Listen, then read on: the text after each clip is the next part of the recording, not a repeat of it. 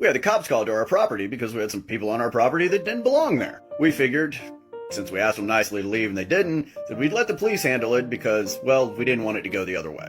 Now, at the time, I was open carrying.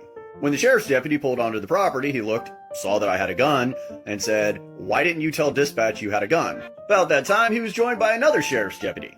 Hint, hint, I knew the other deputy. I looked at the first sheriff's deputy and I said, "Why did you not read the call notes?" He said, "Excuse me?" I said, "There is a permanent note on our address that for this entire property, every single resident carries a gun. All the time."